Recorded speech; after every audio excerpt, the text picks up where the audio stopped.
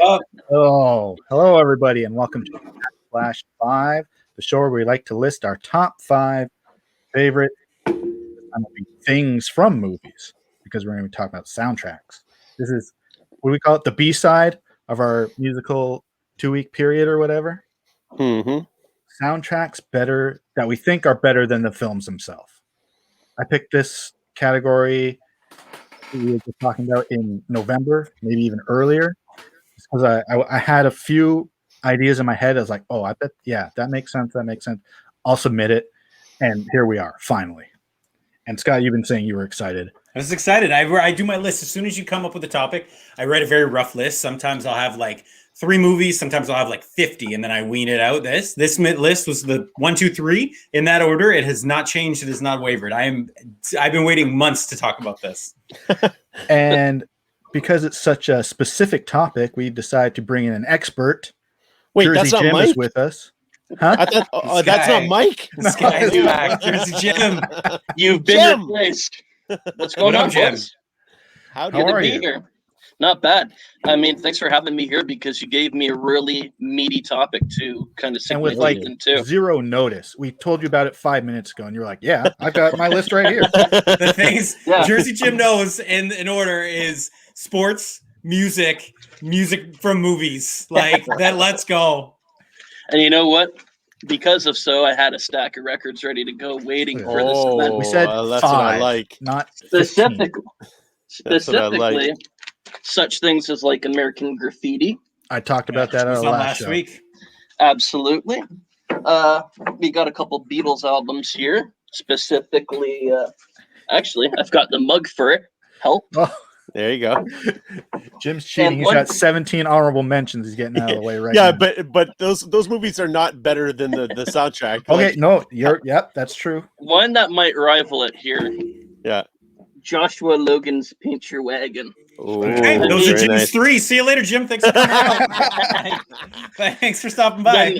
When Lee Marvin sings "Wandering Star," it really gets you in the feels too. I Man, mean, Lee Marvin rules. Now, all I know Absolutely. about Paint Your Wagon is from The Simpsons, and I'm not sure at all if the song they sing in that is even in the movie. I'm going to No. assume not. No, unfortunately, no. that would have raised it up a little bit, maybe. Absolutely, would have turned a $10 record into a $20 record. Okay, I think we're going to get started. We're warmed up. Okay. Oh yeah, we are. The way the show works is after we set a topic, we go our separate ways and make up our list of our top 5 movies, or in this case, soundtracks better than the movies. We'll talk about 3 of those in depth, and we'll have 2 honorable mentions. Now, I don't know if we want to give away what I don't know if everybody has agreed to it, though. So maybe we'll save it about our honorable mentions. Yeah, Did you do what we did? Me and this guy did. We got into a talk that the soundtracks and scores are different. Soundtracks have the songs and songs that are written and used for the film, and then there's scores. And then we just kind of decided you can go with what you feel. I'm sure Jim probably put 5 soundtracks. I think ABI and Matt have 3 soundtracks and 2 scores, just to kind of inject a little bit of different flavor. So the scores have no words. It's just like music overture. And there are a lot. Some might have words. Oh. There are words just on my scores. Okay, interesting. Well, one of them. Okay. Okay, we'll get to that. It was my topic, and I'm going to start Yeah. because I think the expert is so below excited. me here, and I can't wait to hear. I really can't wait to hear Jim's list. Yeah, I'm excited. I'm going to surprise you. Okay, let me see. I got to get this set up. All right. My number 3 is, when I picked this list, I did it specifically so I could watch 1 or 2 movies I had never seen, because I thought, well, I know the soundtrack well enough, but never seen the movie. From those, this is the only one that kind of stuck with it. My number 3 is Footloose. That's great. Let's go. This is so fun. All right. Yes, let's talk about how awesome the Footloose soundtrack is. And the movie is good. I did enjoy the movie very much, but the soundtrack is obviously, I mean, maybe a little bit more well known than the movie itself, with the exception of like Footloose the song, which is, kind of written for the movie, and could only belong to it. Other songs on there that I recognize were, of course, Let's Hear It for the Boy, Mhm. Almost Paradise, Holding Out for a Hero. I knew all those songs, but didn't know they were from that soundtrack originally till maybe like 10 years ago. Hmm. And they're all huge hits. And I was watching this with my girlfriend, and Holding Out for a Hero came on, and she's like, "Oh, I love this song." And I was like, "Yeah." It's a great and I was song. talking about It's the topic. good. And I said, "Yeah, I'm doing this to see, because soundtracks that are better than the movie." She's like, "Yeah, but this isn't part of the movie." It's like, "Yeah, this is the debut of the Bonnie Tyler track, Holding Out for a Hero," which is a huge hit and makes appearances in so many other movies, but it comes from Footloose. It was my number 6 on Needle Drops from Shrek 2 when he and I'm being serious. Absolutely, yeah. When he charges in Shrek 2 is outstanding. So Holding Out for a Hero, when I'm at the gym and I need to get like a pump on the treadmill, that one will get me moving. So that's Footloose was a great top to bottom high energy soundtrack. And Shrek 2 might be number 10 on my list Sure. for soundtracks better than movies, because I did like the Counting Crow song on that.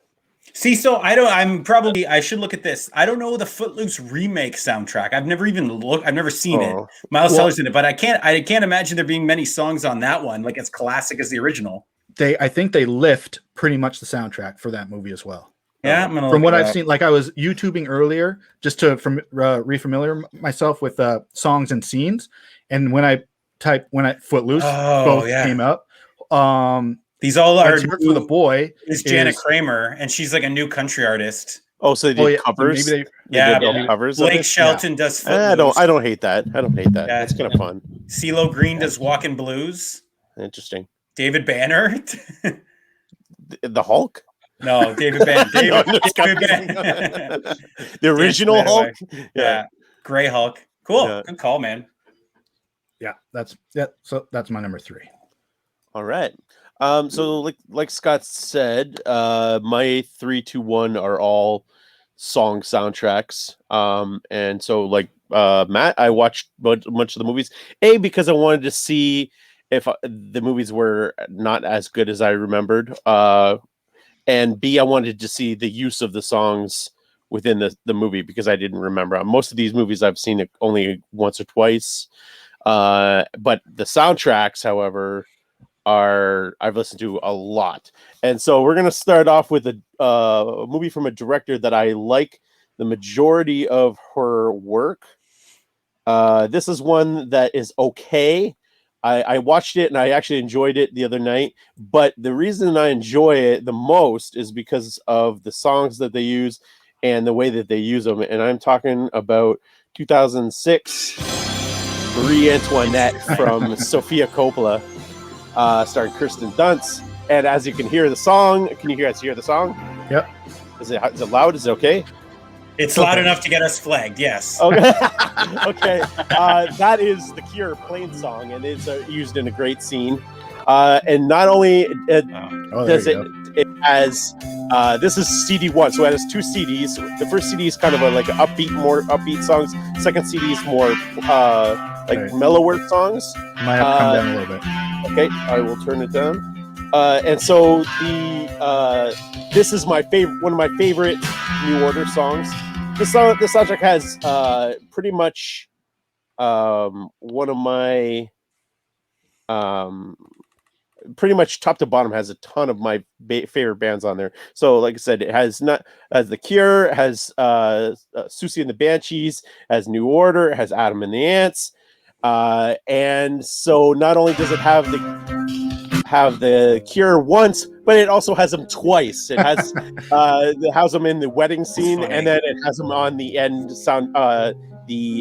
end credits. Has All Cats Are Grey, which is a great tune from Faith. It also has this track from Aphex Twin, which is Avril 14, the 9th track on this one.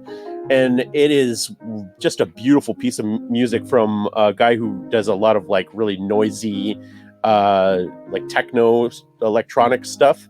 This is just a beautiful piece of music that off his Drugs album. But this also has, as you can see, there are tracks track 1, track 7, track I think 10 and 12 are all like opera tunes in there too, so it's kind of like real chill. But it's an interesting album, an interesting soundtrack. Like she does a really good job of using music in her tunes, and I like a lot of her soundtracks. This is obviously my favorite because of her use of the multiple Cure songs and New Order and all the rest of it. So that is my pick. I actually listened to the both of those soundtracks, CD1 and CD2, a lot back in the day. So that's my number 3. That's cool. I've never seen it. I didn't even know. I didn't know that they use like pop music, like yeah, like Romeo and Juliet style. Yeah, exactly. So there's like a big like ballroom dance scene, and they use the Susie and the Banshees Hong Kong Garden, and it has like a string intro to it. So you kind of like think that it's going to be like a music from the time, right? Mm-hmm. And then it kicks into the Hong Kong Garden, actual Hong Kong Garden song, and it's neat. It's neat how they use the modern music for it. They did that for A Knight's Tale as well. Yeah, that's the big one. You're right. That's the big one. They use "We Will Rock You" in that. Yeah, man, they use "We Will Rock You," and they have the dance. Yeah, and then it goes into Golden Years. Yeah, David Bowie singing Golden Years. Oh, travesty. Jim, where do you land on the Cure, Jim? Do you like the Cure as much as AB? Not as much as AB, but it's impossible. It's impossible to hate them. You could probably find a couple songs on there that are just you can instantly recall. Like if you've not heard "Friday I'm in Love" and do not love that song, you're crazy. Yeah. Of course, Love Cats is my top of all time. There you go. I like that. Like it's a little weird. It's 80s new wave, but it's hard not to go through their greatest hits and not find a few songs that you love. Cool. Well, let's go back to mine. And how many Kenny Loggins songs do you love? I think on my computer I have about 3, and probably the other one is from Top Gun. Yeah. Wait, he is on another big soundtrack too. What's the other big soundtrack he's on? Caddyshack. Yes, there you go. You go. I knew there was the three big Loggins ones from the 80s. And I was debating Caddyshack, but there just wasn't enough on there where I could. Yeah, I'll bring that up. I'll be bringing a couple of those up later in like honorable mention. Yeah, well, even if we do some off, I got about 10 more written. I'm just like hammering through, but we'll save that for later. Okay, right. I'll jump in here. So I don't know how to even start this. So I have very again, we all like different kinds of music, and that's fun. And we're going to present different kinds of music through different experiences today. And for me, we all love rap music. We all love like Latin music. We all love things like that.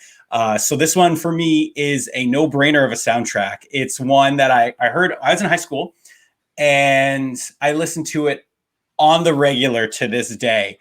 And it comes from the worst, maybe not the worst received, because the third one was panned pretty bad, but it's bottom 2 of a franchise of films. And I'm going with 2003's Too Fast, Too Furious soundtrack. So this soundtrack is just made up of cool rap and Latin music with flavor and stuff that you could just chill to. And I put notable tracks on here because these are the ones that I go to back regularly. And it's Act a Fool. It's Pick Up the Phone with R. Kelly, Tyrese, and Ludacris. Pump It Up by Joe Budden. I went back and was like, oh, wait a minute. Is Oye by the Pitbull? This is 2002. Pitbull. He didn't get big until like 2010. What a heat check to put Pitbull. He was only Mr. Local. He was not Mr. Worldwide. He's not Mr. Worldwide yet. He was absolutely not. And for my money, the absolute best, the song that I listen to the most, the second best song titled Miami is Miami by K-John. This is one that's perfect. If you want to listen on a sunny day and drive around the city and go about 140 on EC Row, and I have the doors off of my Jeep and the top down, Miami by K-John is 100% the song to do that. So this movie, I didn't rewatch this film because I can't remember how they're used in the film. It doesn't really matter. But I listened to this soundtrack still on the regular when I'm looking for, a pick-me-up to give me Latin flavor, to give me that rap fix that I like. And again, it's 2002, so I was in grade 10 at the time. So for me, it just works. So simple enough. One of the worst films, the Paul Walker spin-off film almost, with Cole Hauser as the villain. Back before the franchise was on its life support, I go with John Singleton, of all people, directing Too Fast, Too Furious, and that soundtrack, a Def Jam Recordings produced soundtrack. Excellent. That's great. Never heard And it. I'm assuming that Miami you're talking about that's better than that one is not the Miami Sound Machine. No, absolutely. You know me, bro. Rules, you man. know me, bro. I know you will. Okay, what do you got, Jim? Yeah. All right. There we So go. I was thinking about this, and my list kind of bounced around, but it was pretty fluid. I wanted to put A Hard Day's Night in here as my third, but it was the launch of a genre, bands and film, and highly rated. So I had to go to their follow-up album, and if I have it here, I have the mug, and I have the album itself. Yeah. Probably a better movie and better soundtrack. Yeah, absolutely. And there's not a day at work that I don't listen to one of their tracks. It's a beautiful album, top to bottom. I mean, I believe there's like 3 or 4 songs that hit the #1 charts off of that album, either in the UK or in the US.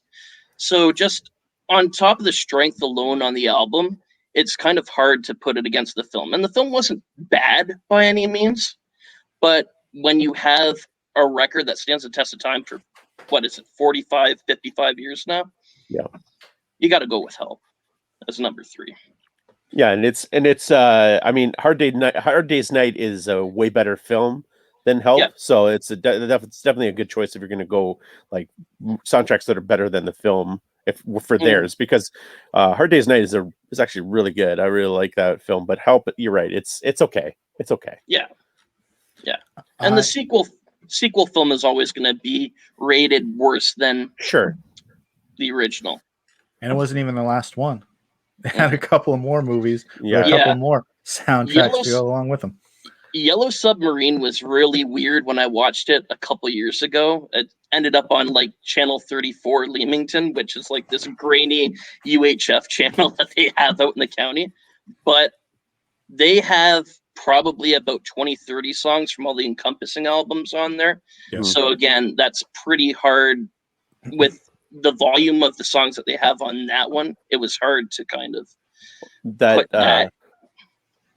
I saw that in theater actually a couple years ago. They had Yellow Submarine. They brought it to theater, and it was awesome. I'm a big fan. Love Yellow Submarine.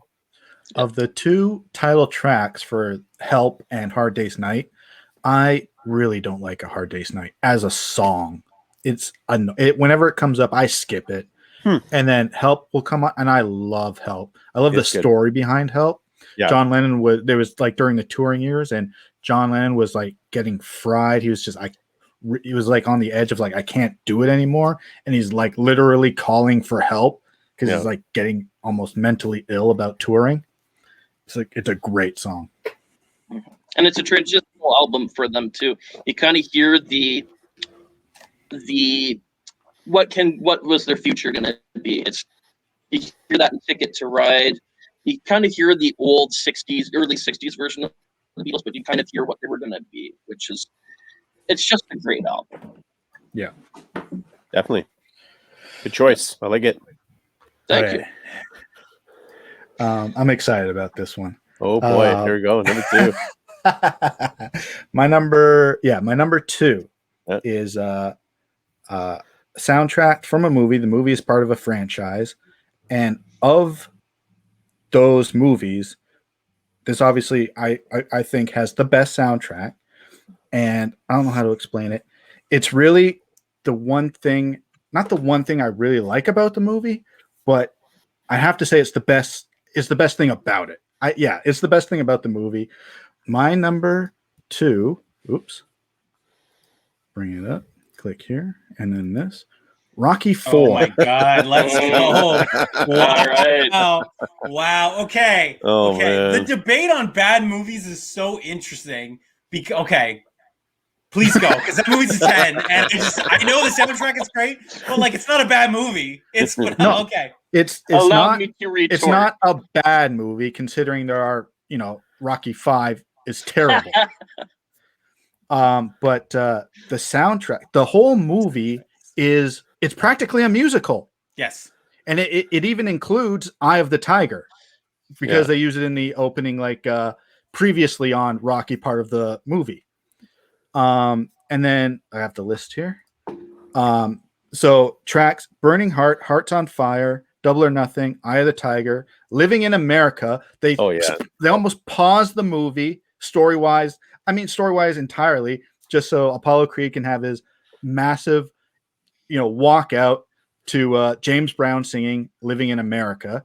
But when Rocky goes to Russia and he's training in the woods, the montage is 3 songs long. Yeah. Literally. And it's really the music that's kind of holding it together, I think, for me. You also left out No Easy Way Out.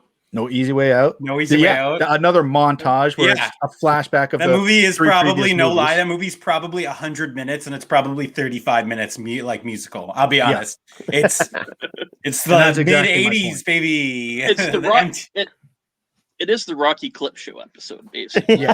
Yes, exactly right. What a phenomenal choice, though. You want to talk? That's a soundtrack. I didn't even consider it because I think the film is a great film, and it wasn't even on my radar for it. But as far as the soundtrack, you get and I don't know if the soundtrack mixes in like the overtures of it, but man, oh man, that's a lot of heat coming on that soundtrack. Wow, it's a really good one. The one song that is missing from it, though, is "Gonna Fly Now." The Rocky title track is not on the soundtrack for Rocky 4. That's my number 2. Yeah. All right. Great. Love All it. right. So my number 2 is a movie that I think I saw in theater, and it was all right. I didn't hate it, and I rewatched it the other day, and it does not hold up. It was a rough watch. I was like, wow, this is going on the list because again, it definitely fits the bill because I listened to this soundtrack a lot. And when I re-listened to it recently, I was like, man, this is jam-packed. And I am talking about 1997's The Saints. Oh, is this Val Kilmer? Yeah, directed by Philip Noyce. Interesting. And so you can hear the remix, the soundtrack. The theme song, the Saint theme song, which is done by my favorite electronic group, which is Orbital. And so they do a great job of this. This is a killer version of the Saint theme. It really kicks. And this soundtrack, it basically features a who's who of electronic groups that I listened to at the time in 1997. So you have Orbital, you have Sneaker Pimps, Moby, you have the Chemical Brothers, Underworld, Duran Duran have a Duran Duran remix, and then you have R.I.P.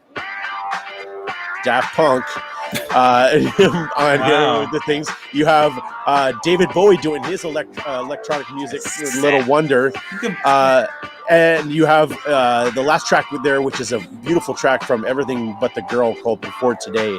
And so I watched this movie and I was like, okay, I want to see how they use this movie or how they use the music in the movie. And most of the time that they're using it is when the bad guys are chasing Val Kilmer and Elizabeth Shue around, and it's playing in their cars, and it's super cheeseball. And then there's a couple times I think it's on the radio. Everything But the Girls song is playing while they're during their love making or whatever. So I'm like, oh, okay, this is cheeseball. And then the only track that I don't like on there is the end credit track is by Duncan Sheik, and it's like a 90s rock ballad, and it's so out of place on the soundtrack. It's all electronic music basically from start to finish, and then you get to that track, that Duncan Sheik track, and it's think I don't even know what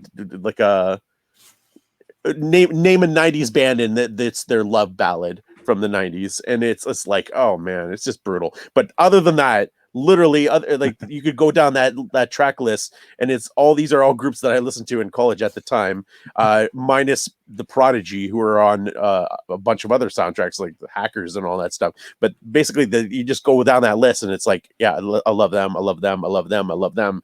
And so the Saint is a soundtrack I listened to a lot back then, but the movie definitely does not hold up. I love me some Val Kilmer, but it is rough. It is definitely rough. See, now I'm gonna disagree a little bit. I watched it sometime last year, and I really enjoyed it.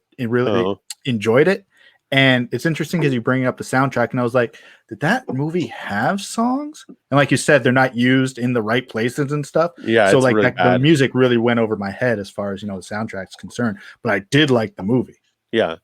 I gotta revisit. I feel like I saw it once in high school. I think we might have watched it like in religion class or something. I'm just like on a Friday. Like I feel because he does the Saints stuff. Saints, yeah. Yeah, I feel it because I definitely watched it in high school, and I was like half paying attention. But I'm like, I knew it was like a failed launching like star vehicle for Val, and he never got the franchise off the ground. But yeah, the soundtrack sounds like pretty baller. Oh, it's banging for sure. Love it. All cool. right. Okay, so I'll roll my number 2. So the number 2, I this was the one I kind of wrestled with, and it's not so much. Okay, it's definitely a movie soundtrack from a film. And there's a film involved. There's a film involved, and the songs are written specifically for the film in the fact that it is a musical. So in the last like 10 years, there have been, in my opinion, 2 very big musicals that achieved a lot of success and acclaim. One for a lot of awards, and one for more mainstream fanfare.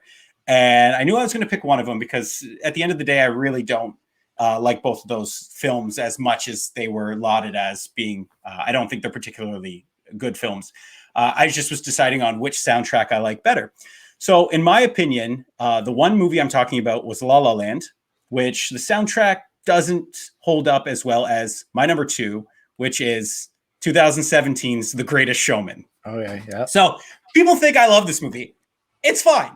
What I like about this movie are the performances. This is, to me, a YouTube film. I watched this movie in theaters and was like, wow, that was incredible. The Greatest Show is beyond phenomenal. The Other Side is my favorite number from this. I will watch Efron and Jackman singing in a bar, doing 100 shots any day. Never Enough, This Is Me, Rewrite the Stars. The songs themselves are great. The movie is so meandering and pretentious and white and like insisting upon itself. And like Hugh Jackman's arc, and he just like, how they like Disneyfy P.T. Barnum and they don't talk about anything else. It's just like gets me mad. Like I watched that movie a second time ish, like kind of turned it off, kind of came back to it. And as a film, the stuff with Michelle Williams, how he's like wanting to have an affair with Rebecca Ferguson because he wants to like achieve success and fame. And I'm like, this all sucks. Like, I just want to watch the dance numbers. And in my opinion, they are phenomenal. Like, This Is Us won the Golden Globe for Best Original Song and was nominated for an Academy Award. And one of my all-time favorite YouTube videos is Hugh Jackman hosting like the Brit Awards. And he opens with The Greatest Show.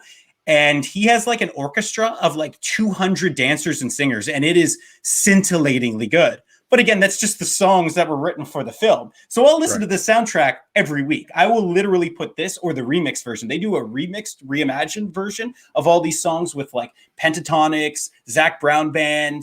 I want to say like Gwen Stefani, and it's incredible. And I forget the 2 guys that do The Other Side, but it's like Ty Dolla $ign. It's a very rap version of it, and it's incredible as well too. But every time I listen to it and be like, well, I'm glad I don't have to watch the film again because, again, it's just kind of their film. And it's clearly that they wrote hit songs and it sold very well on iTunes and it was talked about all year.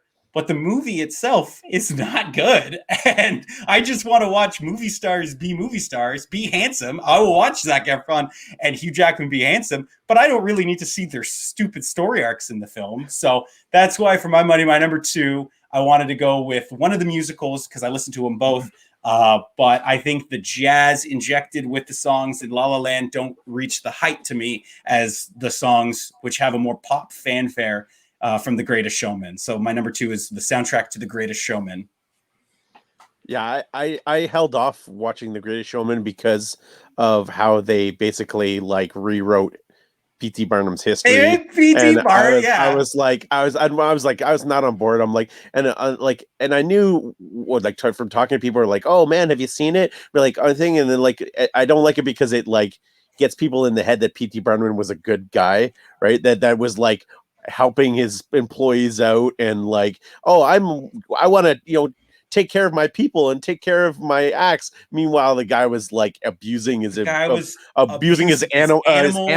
abusing his employees. You're like, you're rewriting this guy's history to make him seem like a great guy, and he's a scumbag. The movie has a great message of like, this is me, and that became an anthem for like deformities and disabilities, and that's powerful. That's good. Yes. That song should exist on its own. Yes. But in the realm of the film, Hugh Jackman's going around rounding up like these oddities and displaying them to be laughed at and to make money under the guise of like, own your disability, which again is a fantastic message, but that was never P.T. Barnum's message. Yeah. And then again, all about that cash. The movie goes into this territory where he becomes like too big for his britches, and you're just watching being like, okay, I know he's going to come back and he's going to realize that friendship wins the day, and this is ridiculous. And they do from now on. And I find myself being like, okay, I love From Now On. This song is awesome. Like he's apologizing. But again, as a whole, as a film, at the end of it, I go, God damn, that movie was not great. And I was entranced by the cotton candy almost, to borrow a Carnival term, that they deliver when there was no substance to the film. It's all in the music. So, sure, great. Jim, you're number 2. Okay, so we're gonna stay British for this one, actually. I like that, and we're gonna flash 30 years into the future, because there were eras where Britain became like super popular the world around. There was obviously the 60s British invasion, when you got the Beatles, when you had so many other bands make their way across the pond and become hugely relevant. And then you had, flash forward to the 1990s, you had the Britpop era, you had Blur, you had Oasis, you had Radiohead doing their thing with the alternative scene. And you also had a very popular girl group in 1996. Oh, Matt loves this. Now, they only were around for, I think all 5 of them were only there together, releasing albums together for 24 months. From 1996 was their first single, and I believe 1998 was when they were broken up. But it felt like that's a while, right? And so in the midst of all this, they decided to basically do what was a 90-minute commercial for their second album. Yes. Amazing. I love that you have this on vinyl. This is amazing. This is terrific. Remember when you said I got research material last time? Oh my gosh. Yeah, you bought the Spice World vinyl. That's sick. The movie is 1997's Spice World. And let's be honest, it wasn't a good movie. But it didn't have to be. No. It was. Was there an alien in it? I'm sorry, I don't remember. Did they find an alien? There was an alien in that movie once. Lands. There was an alien abduction in it somewhere. They were in a boot camp at some point. All in this process to see off their friend having her baby, and trying to get to Royal Albert Hall in London for their debut concert, I believe it was. But it was released in the holiday season 1997. It was for kids. It didn't have to be a good movie. And in a sense, it was a vehicle to sell both albums, because I actually picked up the original one at the same time. I did. It's a guilt. The Spice Girls are a guilty pleasure for me. Shoot me. I don't care. They're awesome. Hell no. I'll jump in front of that bullet for Let's you. Go. Yeah. Who's your favorite Spice Girl, Jim? Let's go around the horn. Favorite Spice Girls. Okay. Oh, Ginger, obviously. Absolutely, There's Ginger. Yeah. Ginger was really? big time. Jerry Halliwell. You guys are all 3 on Ginger? Yeah. Oh, I'm on the baby train. Love baby. Emma can't Button. She was my 2 at the time, and then Posh became my 2 because I like I like me a good old fashioned diva. I think she's. I mean, obviously she's beautiful, but she's super boring. Like she's the one that's just like there, not even like it doesn't even look like she's having fun. All the rest of them are like, yeah, let's do this, and she's just like. But you needed that balance in the band, right? You didn't need them to be all braggadocious and out there because Scary and Ginger were those two people in the band. Sure.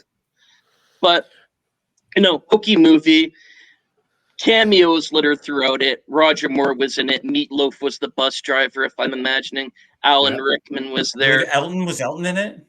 I believe Elton had a very short scene in there. And like I said, you can't not hate the songs. Stop, Too Much. Spice Up Your Life. Move Over sold a ton of Pepsi cans when they switched from the white can to the blue can in 1997. They even used a lyric from their song for the new tagline for it. That's how much impact that movie had. It was terrible. It was everything 90s. I loved it. Number 2, Spice World. Awesome. Excellent. It's a great choice. I have a sister who is 2 years younger than me. So in 1997, she would have been 10. So Perfect. 87. So both of those albums were on constant rotation in the house. And at that time I was very much like, oh yeah, they're nice to look at, but I mean, I don't turn this off. And then, nostalgia wise, it's right up there. Yeah. It's amazing 90s nostalgia for sure.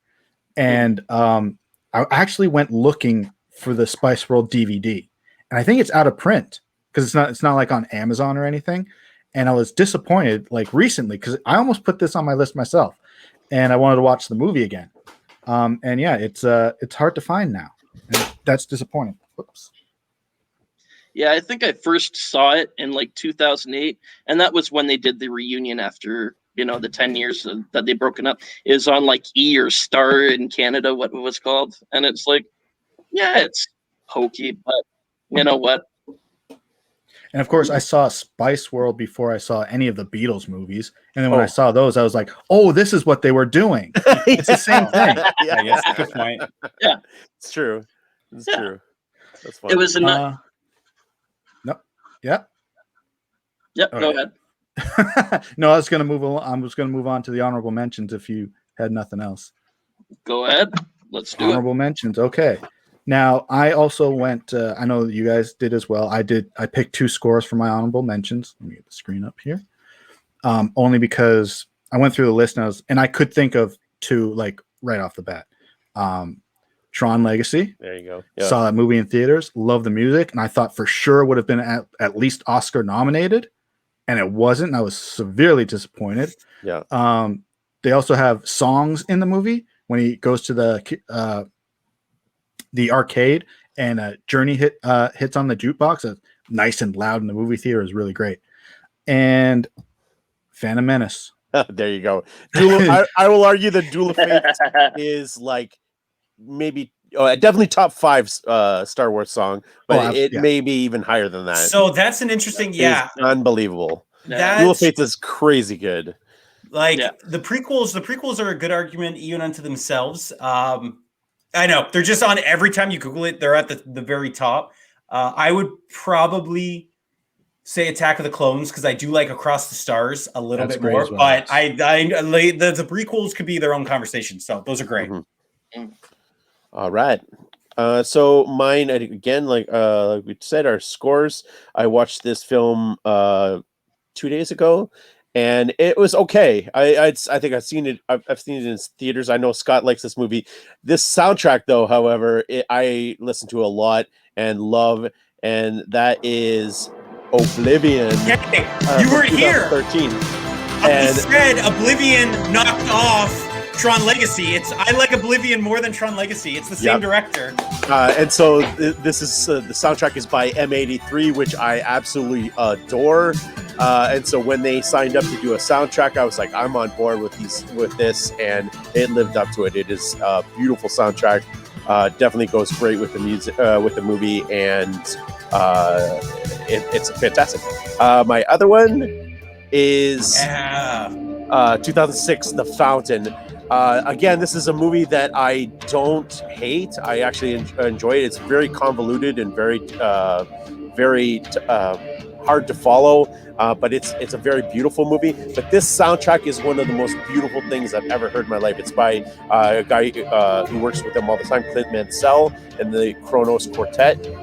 He did all of Darren Aronofsky's one, and it features this song, which is "We Will Live Together Forever," and it is one of the most beautiful pieces of music I've ever heard in my entire life.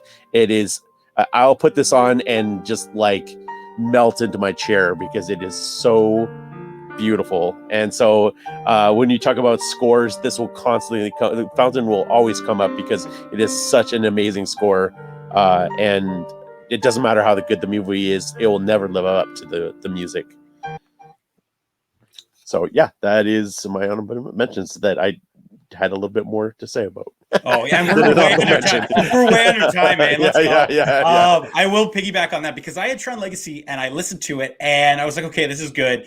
I feared that it might be a little overrated because that's the first one everyone thinks. I listened to Oblivion. I'm like, oh my God, Oblivion blow. And I said to Matt, I'm like, blows Tron Legacy out of the water to me. I'm like, the M83. And even the scene when he's like getting ready and he gets in the ship and the ship like flips and goes down and flies out. Yeah. Oh my God. And yeah, especially within the context of the movie. Within the context of the movie, the score is so good. And Clint made my short list because I didn't know what I wanted to put. I almost picked the Smokin' Aces soundtrack because of the final song with Ryan Reynolds, but you can't go wrong with Clint Mansell. So I went with two here scores. I knew immediately the one because it's from a movie that I probably like more than most people, but I'm going to declare it probably my favorite movie score of all time, and that's Batman versus Superman, Dawn of Justice. By Hans Zimmer. I am not kidding when I say that that's probably my favorite. That's probably one of the ones short of anything John Williams that I've listened to the most. Like Beautiful Lie. You kick it off with the ba, ba, ba, ba, ba. The Red Capes Are Coming, the Lex Luthor theme, which say what you will about Eisenberg's performance, but that is phenomenal. Do You Bleed? Is She With You? The Wonder Woman theme. Iconic. So that one easily was my number one. It's on my Rushmore of music scores. And then another one that's not available to find anywhere. It's not on Apple Music and it's not on Spotify. And I'm going with Quantum of Solace. And it's probably for my money, one of the worst Bond films. It made no sense. It was famously rushed out during the writer's strike. Yeah. And Daniel Craig said that he did a rewrite on it. And he didn't know what he was doing. That movie makes zero sense. Natalie wanted to watch it over this Christmas, all the Bonds, and we just skipped it.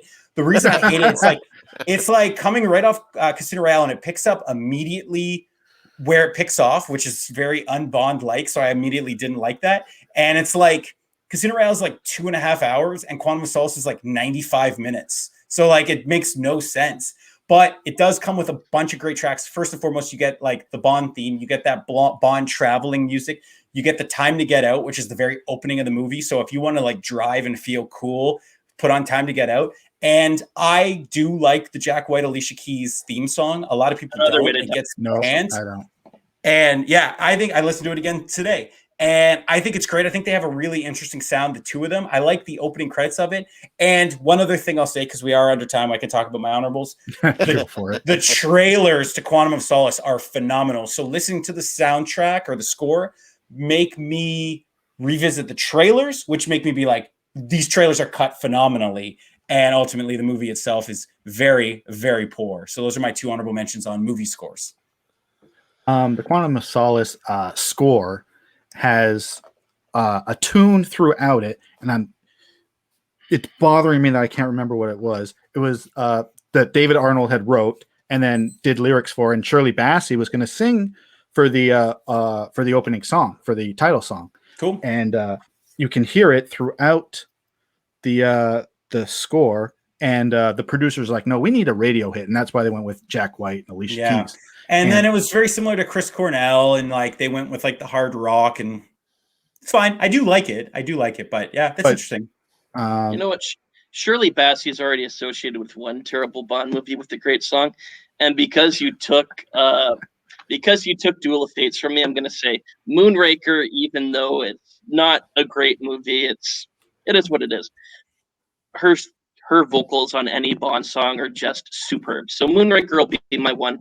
And then second, it's a good movie, but it's kind of nostalgic for me because NBC Sports used to put together so many great packages before their games of either NBA on NBC or NFL on NBC with just great orchestral songs. And usually there were scores from movies, so they borrowed a lot of Randy Edelman, Hans Zimmer, John Williams. One of them was a Hans Zimmer movie or a Hans Zimmer score.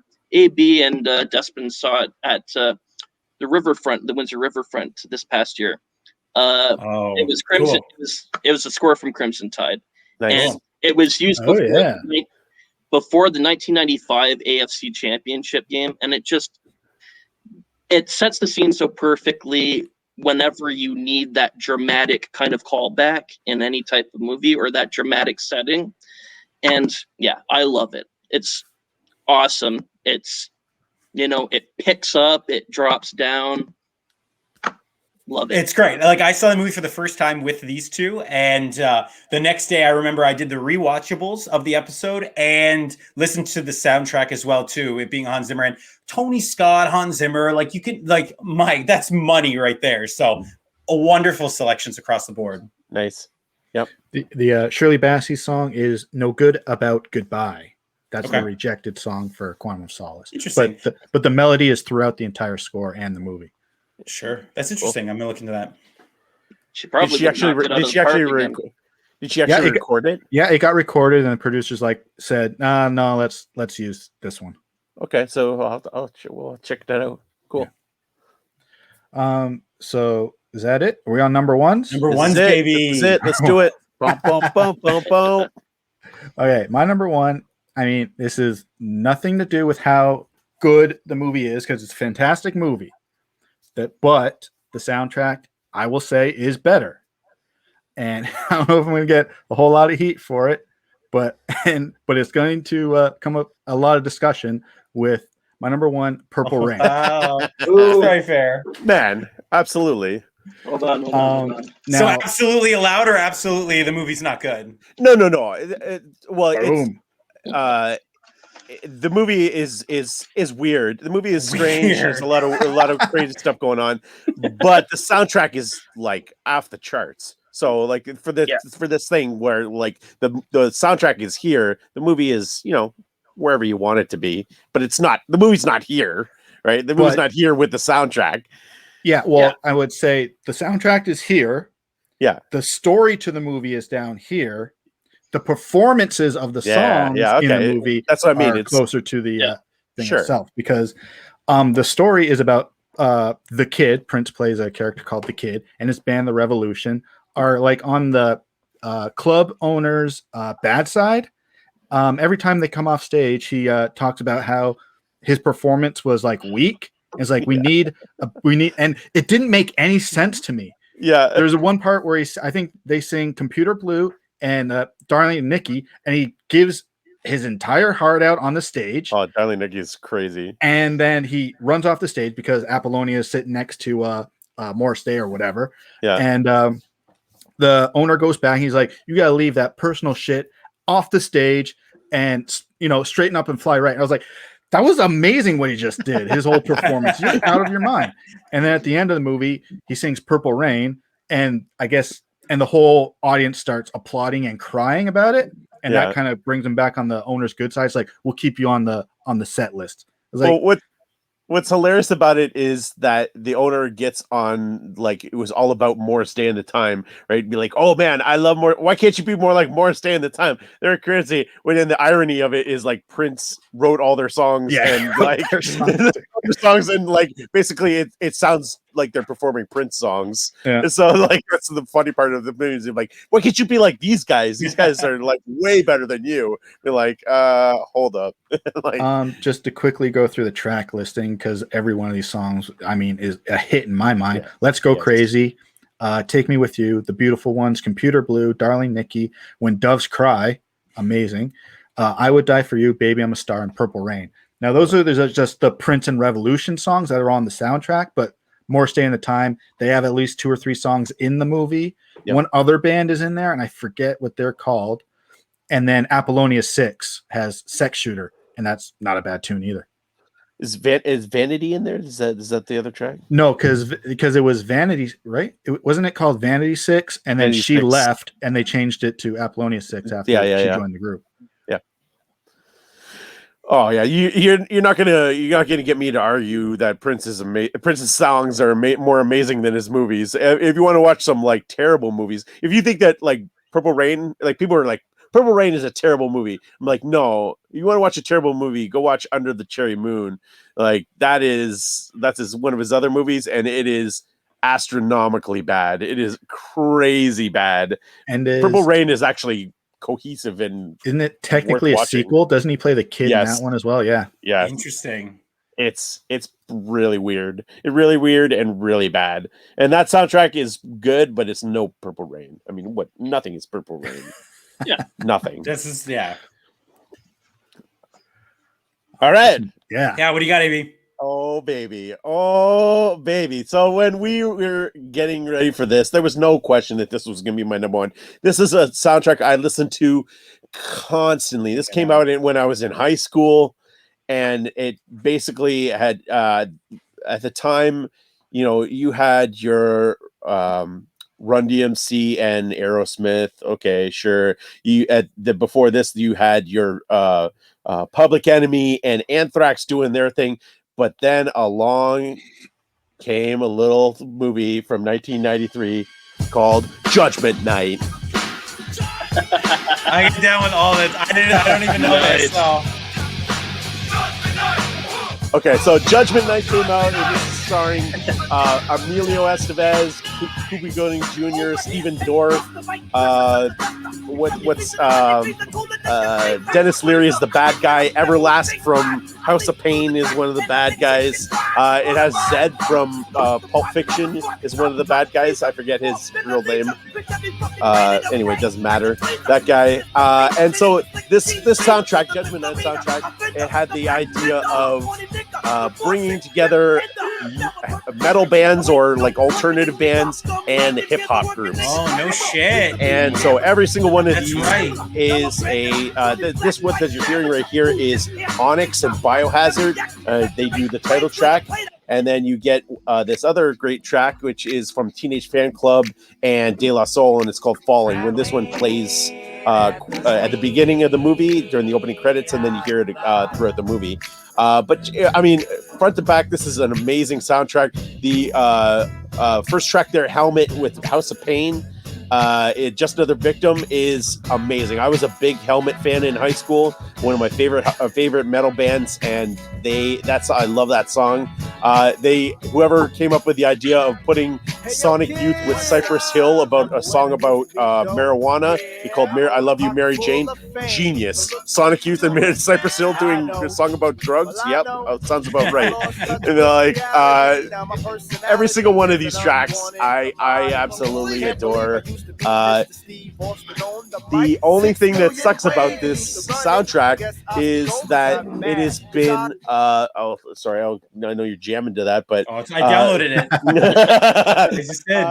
The only thing that sucks about that soundtrack is that people point to it as one of the birth places of new metal. Bands like Korn and Limp Bizkit and stuff, came after that, and like people quote the soundtrack as being like have birthed that whole genre. So it kind of sucks on that level, but on its own, that soundtrack is unbelievable. I say thank you. Yeah. So I forgot to mention that one of the great ones on there is Slayer and Ice-T. Ice-T doing the vocals with Slayer, and it's a track of War, and it is wild. I was going to put it on, but it's a little too crazy.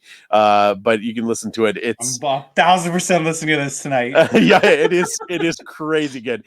There's another soundtrack that came after it, the Spawn soundtrack, and they kind of did a similar thing where they took metal bands and electronic bands, and it was okay. It wasn't as successful as the Judgment Night soundtrack for my book. But I had this on cassette, and I played that thing to death. I loved it. Loved the Judgment Night soundtrack. So I watched the movie the other night, and the movie's not terrible.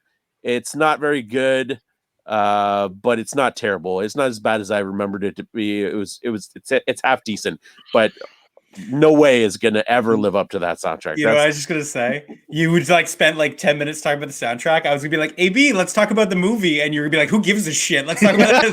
Let's have a rule. Hey, what's the movie about? Who cares? Who cares? Yeah, Who literally, cares? literally, it's a paint by numbers like thriller. Like three dudes: Cuba Gooding Jr., Emilio Estevez, and Stephen Dorff, and four dudes because what's his face?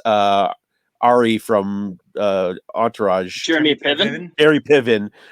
They're going to a boxing match in Chicago, and this big RV, and they somehow end up in the ghetto, and they witness a guy getting murdered, and then the bad guys chase him around the ghettos of Chicago to jam in tunes. And again, and just like the Saint, they have stuff playing on the radio. It's all these songs are playing on different radios throughout the thing, and that was the shtick of the 90s. Was like, okay, we need to have a killer soundtrack with a bunch of songs that are people are going to go out and buy, and then shoehorn them all into the movie somehow.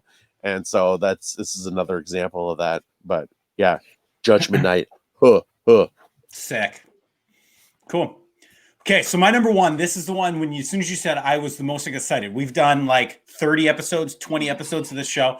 I don't think I've ever had a number one as like padlocked, steel chained, like this is my definitive number one. From the second you said it, it is a soundtrack I listen to at least once a week. I can't tell you the good memories I have listening to this. I will get into that. That being said, a little bit of a cheat, because my number one is not a soundtrack for a film, not one film. I'll be talking today, celebrating the entire catalog. Oh my gosh. Of the music of 50 Shades. The 3 albums that came out for 50 Shades of Grey, 50 Shades Darker, and 50 Shades Freed. And that's the entire collection on Amazon right there that you can buy for about $80 today. I'm honestly considering it. Don't need the booklet, though. This is an absolute... Okay, so these 3 albums are certified 10 out of 10 bangers. And I'll just include, I put here a list of the artists that appear across the 3 films. So you are getting some of my favorite artists in The Weeknd. The Weeknd song Earned It was nominated for an Academy Award. I watch that performance still semi-regularly. Any new artists like Skylar Grey, Zayn, Taylor Swift, Halsey, John Legend, they recorded new music. And then they used a lot of classic songs like from the Rolling Stones, Frank Sinatra, so on and so forth. Corinne Bailey Rae does this Coldplay's The Scientist remix. It is scintillating. And every soundtrack ends with about 3 or 4 scores from Danny Elfman, who's, for my money, probably my second or third favorite. Wow.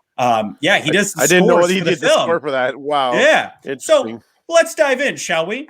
50 Shades of Grey, 2015. No one will ever tell you that this was a good novel or movie. But the notable tracks from this are Ellie Goulding's Love Me Like You Do, The Weeknd's Earned It, and then Where You Belong and I Know You are 2 of my favorites as well, too. For my money, it really hits its apex mountain on the sequel, 50 Shades Darker. Now, this was 2017. You get Zayn's I Don't Want to Live Forever, Not Afraid Anymore by Halsey, John Legend's One Woman Man, Nicki Minaj and Nick Jonas doing Boom Biddy Boom, which is just a club banger. And then I believe this is Sia's Helium. This is, for my money, the gun to my head, my favorite of the 3. I think top to bottom, this entire soundtrack is just club hits, sexy R&B, and like really cool like jams. So again, if you want to, you're out walking, it's a sunny day, it's perfect to put on. What I like about this one too is this came out when like Natalie and I first started dating. So there's like a bunch of great memories putting this on, working on a puzzle, and just talking about how much better the soundtracks and scores for the 50 Shades films are than the actual movies. I've had this conversation plenty of times. When I worked at the movie theater, when the movies came out, I put these soundtracks on, and I remember being like, God damn, these soundtracks are so much better than the movies. So when Matt's like, hey, let's talk about soundtracks better than the movies, I was like, well, let's go. to circle back, 50 Shades Free, which came out in 2018. I want to highlight Julia Michaels' Heaven, and then Bishop Briggs does a version of In Excess's Never Tear Us Apart that they used in the trailer. Yeah. Listen to it tonight. Blasphemy. What's that? Blasphemy. Oh, so the way that they do it, the bum, bum, bum, bum, bum, bum, bum, and the trailers like cut so cool. And I'll say that, Dakota Johnson, Jamie Dornan are hot. No one gives a shit about their acting, and the music's awesome. So for me, there was no bigger lock at number one than the entire saga of the 50 Shades films. I watched the first two, maybe. Who cares? Never will again. Don't give a shit. But I listen to those soundtracks probably 300 times a year, 200 minimum. They are some of my all-time favorite CDs. So the lock of the century, the music of 50 Shades. That's hilarious. So when I was doing research for this, I had already pretty much chosen all my stuff, but I came across a movie that I'd never seen and a soundtrack that I'd never listened to, but I've listened to a bunch since, and that's the Twilight New Moon soundtrack. Those Twilights made mine too. There's Death Cab, Tom York. Is Emily Haynes on that one? No, the Killer, Muse, Black Rebel Motor Club, OK Go. I was like, how the heck did this happen? How did the Twilight soundtrack get all these incredible, like especially Tom York? Tom York signed on to do the Twilight soundtrack. Like, you make that money, man. Yeah, make that. This time it was iTunes money. I mean, there might be a difference between signed up or endorsed the check that showed up at his door. Yeah. This movie moved me to a bigger house. I couldn't believe it. I was like, okay, I wasn't going to put it on my list because I'd never listened to it before, and I sure as heck wasn't going to watch the movie to find out how bad it was. So yeah, I wasn't going to make my list, but I was like, I'm going to be listening to this soundtrack though. Yeah, there's one. I think it's the second one. Then you said that's new. That's the second one. Eclipse, maybe Eclipse. Is Metric does a few songs on it, and I remember I had never heard of them, and then I was like, Metric's not awful. And then they have like a lot of kind of hip grunge pop. So. Yeah. Wild. A lot of good stuff out there, guys. Did not know. Jim, bring us home. Up. Yeah. What do you got? I'm excited. Mine's going to be more controversial than Matt's, actually. Because he picked a great album and a very good movie. I think I have a great album and a great movie. Is it Space Jam? I was going to do that too, but... No. Because this album and this movie was actually responsible for bringing a 60s hit back into the top 40 chart in the 1980s. Does anybody have a guess of what that song was and what the movie is? Oh, Animal House. No. Animal House, shout. Okay. Animal House was 70s. It was the song What a Wonderful World. We were talking about it a couple weeks ago, ABA and Desmond's. And the movie... Good Morning Vietnam. Okay. All right. Yeah. Solid. Now, the reason why I think this soundtrack is better than the movie, well, first of all, if you actually listen to the soundtrack front to end, you have not only the great songs on there, you have the Beach Boys. It starts off with Martha Reeve and the Vandellas, Nowhere to Run, which is just a banger of a song. Oh, yeah. The side B starts off with I Feel Good by James Brown. Yeah. You have interspersed in the actual soundtrack is all of Adrian Cronauer's vocals from the movie. So it's actually like when you're listening to the vinyl, side A, side B, you have two different radio shows you're listening to, which I thought super creative. What a way to sell the vinyl, sell the album, make everyone listen to it front and back, because his performance in that movie was so fantastic. But also what makes the songs so great on here is the songs that aren't on here. And if I can wax on a little bit about the movie and how great it was, you have the new 60s rock in there. You have the girl groups. You have the soul. You have the folk. You have the boy bands at the time. What adds a nice contrast to that is you have that feud between Cronauer and Hawk and Dickerson in that movie. Cronauer has the more liberal, the more current new music. Then you have Hawk, the guy that's the traditional one that's playing the Lawrence Welk polkas. And for those of you who don't know the name Lawrence Welk, variety show from the 50s to the early 80s. It was champagne music. It was old standards. It was polkas, basically. And my ninth grade science teacher basically equated to this. Either you in the 4-channel days on Saturday, you either watch Lawrence Welk on ABC or you watch Hockey Night in Canada on CBC. It was for an old audience, and it adds such a balance to the movie because Houck is trying to cater to the more traditional upper tier of the army in that movie. And Cronauer is like, no, this is for the guys on the front that are actually slugging it out. So let's play this new music. Let's give them something to, kind of enjoy when they're going out there and getting beat up in the field, because unpopular war at the time, in the late 60s at the time, it's just a banger of a soundtrack. And yeah, there's not much more you can say about it.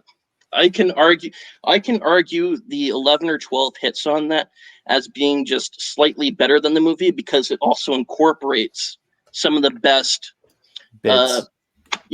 from it in it as well. Yeah, I mean that's the music play obviously is such a huge part of that movie, and just his performance as a DJ, right, is like a tantamount to the whole movie, right? Like that's the whole movie is his performance while playing these songs and the impact that songs have on the guys. So yeah, I get it. Like you take that soundtrack out of that movie, and that movie is not great at all. It's a terrible movie without that music. So yeah, Absolutely. I think you're right. I think you're right. Absolutely. That's true. Actually, if you do take that out, that affects the movie, so it adds to it. Yeah. And if the music's adding to the movie, it's greater than the movie. That's Yeah. probably where you get off. And that's why I was kind of debating, because I also wanted to put Forrest Gump in here because Similar, I think yeah. it's another Yeah. case of where it's the Great American Songbook from 55 to 80 in that movie. Yeah. You would have got no argument from me because I'm all aboard on the songs from that movie. That movie. That's probably an easier. I know that's probably the most polarizing film that like you could have gotten off like easier being like that's a bad movie because that's like that's what people think. I don't know. I don't in those two Matt movies, would have fought you. Matt would have fought you. I don't think the Forrest scenes. I don't think the scenes are that poignant in either movie, Forrest Gump or Good Morning Vietnam, without those songs in the background. 1000%. Because it's like the whipped cream and the cherry on top of a perfect sundae, to be quite honest. Oh, for sure. Oh, this is a shorter episode. We're at 1 hour and 8 minutes so far. Who's got 5 more soundtracks? I legit good. Suicide Squad, Men in Black 2, Shaft 2000, Trolls, and Bright on Netflix. Let's go bookend Will Smith ones. Bright almost made my list. That's a phenomenal soundtrack. Let's see. Dirty Dancing. Oh. Batman Hungry. Forever. Batman Forever. Nobody. That's shocking. Let's just talk about Batman Forever because I And assume Garden State. No, Garden State isn't a great movie, but let's talk about. I assumed somebody was going to have Batman Forever. I thought you were. So here's my thing with Batman Forever soundtrack is there are a lot of skippable tracks on that soundtrack. There are a lot of songs that I cannot get down with. There are it has some very high highs, but it also has some stuff that I'm like, all right, I don't care about. Massive highs. It has the biggest song of the 90s. The second biggest, because My Heart Will Go On is probably the biggest. I mean, song for a movie. It has a top 5. And then Hold Me, what is it? Hold Me, Thrill Me, Kiss Me? Kiss Me, Kill Me. Yeah. I never get that. Tune. Is like an A like A plus if Kiss from a Rose is A plus. No. But there I can't name another song. If you had I can, and it's my favorite track on the album. And we talked last week on the A side about my love for Massive Attack, and the Massive Attack song with Tracy Thorn from Everything But the Girl. It's the hunter gets captured by the prey. Is crazy good. Like I listened to that song today, and like I got chills. Like it is very, very, very good. I really like that track. But yeah, there's some other stuff on there. Like it's really it's just all over the place too. Like when I was listening to it today, I was like, this soundtrack is all over. Like they have the Damned Smash It Up, and they have uh PJ Harvey's on there, and like it's just it's a strange soundtrack. Oh, and you have Method Man, where they got Method Man to write an original song about the Riddler. It's called The Riddler, right? And I was like, who decided that? So you have you have very safe stuff with like U2, and you have Seal doing Kiss from a Rope, and be like, hey, Method Man, can you write us a track? Me like for the Batman Forever soundtrack, and he's don't worry, fam, I got you. I got and you, we're like here's the Riddler, and be like, who let Method Man off the leash to write a song for the Batman Forever? They're like, what? I'm here for it. I'm here for Method Man all day. But like, it just seems very strange on that soundtrack to have that. I'm like, okay, all right, I'm with it. And then, but then you have, was it Brandy on there too? Get out of here! I'm bored. I'm bored with that. Now I'm wondering what was really the cause of that. I mean, movies had soundtracks, but stuff like that, where the movie was shot and then songs were added later, is a completely different thing. Well, it's album sales. They wanted to sell. It's the same thing with all these ones from the '90s. They were looking at album sales. We're like, we need to make a compilation to go with our movie that basically, for the most part, does nothing to do with the movie.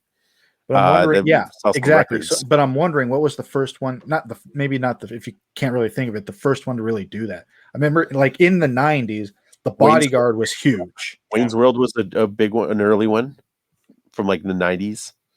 But I guess there's a ton in the '80s. I mean, I guess that was you got a lot right? Pretty in Pink soundtrack, like pretty, Top Gun. We just talked about Loggins, Fast Times. Yeah, but a lot of that's not exactly what I'm saying. Those songs are in the movie. Sure. I mean, and aside from, I think in Batman Forever, you hear 2 songs in the movie. Your Kiss from a Rose, but that's in the credits. Though. Yes, yeah. Seal and U2 are in the credits, and in the movie, there's 2 songs that I can't even remember the names of. Yeah, one when Dick Grayson steals a Batmobile, there's a track playing then, and when Edward Nygma is coming home and he's cutting up a riddle for Bruce Wayne, there's a song during that, and I don't know the name. It's band. Not the Riddler with Method Man's Riddler. It doesn't sound like that. I don't think it is either. I'm just joking. But like you would think that they would play the Riddler during the Riddler scene, but maybe not. Yeah, weird. Just weird choices back then in the '90s. Again, it had little to do with the movies and more to do with like, hey, we can package this as a record/movie deal. Yeah, strange. I think a greater debate would be Batman soundtrack better than the original Batman '89 Burton movie, because I know Prince was banging on that one. Just on Party Man and Bat Dance alone, it's you got fans here. You got fans here of that. It's a really good debate. I do think the movie's probably better, because if you took the songs out and like you could change Party Man to like anything, like even if it was opera, it's still a really good movie. Like it's Jack. Like so that's a great debate too. We can have this off screen of like song. Yeah, you take the songs out. Is the movie better, the same, or worse? Yeah, but could you insert other music in this and it would still be good? So that would, you're right. Batman '89 would definitely still be good. But like, again, who came up with that idea? I know it's Tim Burton, right? But like, and Prince was notorious for not allowing his music to be used for stuff. And all of a sudden it's like, Prince is going to be doing the soundtrack to Batman. And I remember a 12-year-old AB was like, oh my gosh, Prince and Batman together. What? But the difference there is, Prince maybe not want to allow his songs to be used in a movie, but if he's writing songs for a movie, that's completely different. And that's after Purple Rain. So after the sales of Purple Rain hit, he's probably like, I'll do another movie for sure. And if you're going to give me creative license to write whatever I want, I'm down. Yeah, that's true. And I had another thought and I forget it already. All right. So that's our list. and we want to hear yours. Write it down in the comments. Top 5 favorite soundtracks that you think are better than the movie. We want to hear we want to hear some more music, so give us some music to listen to. Absolutely. I just got Judgment Night to get going, so Yeah, that's exactly what I'm doing. You know me, man. Don't forget to check out the quiz later today. Don't forget to like, share, and subscribe. Join the Mac Flash Patreon. Buy the swag. AB is wearing the sweatshirt. You can look like AB if you go to wearitproud.ca and get the Mac Flash merch. Jim, thank you for coming. yes. Thanks for having me, guys. This was awesome. Yeah, this was a perfect time to bring you on. It was great. As opposed to the last time I was on this channel and my internet didn't work and my computer was glitched as hell. I think this went more swimmingly than the last one. Absolutely. Oh, and you brought props, and we love that. I love that. I knew you were going to bring the vinyl. I knew you were going to bring the vinyl, and I love it.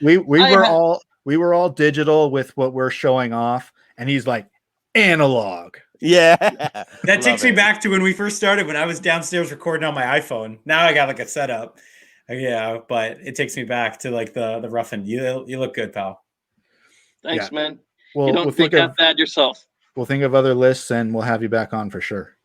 God bless you guys. This was awesome. Thank you so much. Everybody else, say goodbye. Goodbye.